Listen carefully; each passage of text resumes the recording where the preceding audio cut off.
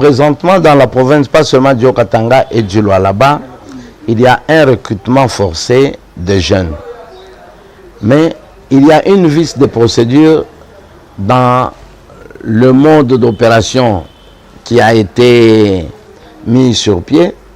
Il fallait que les autorités puissent impliquer la société civile qui connaît bien le milieu, la société civile qui demeure, qui habite d'une façon permanente avec la population pour pouvoir détecter les enfants qui sont Koulouna ou les bandits.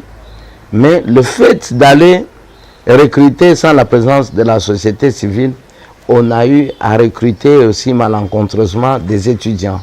Et moi qui vous parle ici, à Likassi, mon secrétaire, notre secrétaire du parti, qui est en train de mettre le drapeau sur la toiture, a été ramassé. Heureusement, il avait son téléphone. Quand on l'a pris, il a pris le courage de me sonner.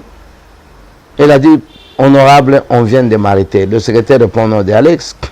Heureusement que le commandant de l'opération était compréhensif. Quand j'ai causé avec lui, je lui ai dit, c'est mon secrétaire celui-là. Il m'a posé, il m'a demandé le nom. Le nom c'est tel, c'est X, Y, c'est Alex Sincère et tout ça. C'est alors que on était parti le relâcher au niveau de Likassi. Donc vous voyez que déjà avec ça, ce sont des éléments qui prouvent que les opérations de recrutement ne se passent pas telles que prévues. Et ça, ce n'est pas une façon d'aider le chef de l'État. Nous avons rédigé une correspondance au niveau du ministre de l'Intérieur, au niveau de l'Assemblée, pour que nous puissions échanger afin de mettre certaines stratégies. Jusque-là, j'attends le rendez-vous. J'avais dit non, le plus tôt serait le mieux, puisqu'il y avait grogne dans le chef de la population.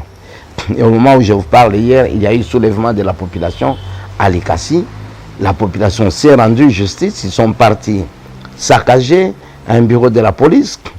Ils ont incendié une camionnette de la police. Et tout ça, c'est suite à la léthargie que nous mettons dans le système de fonctionnement de notre État.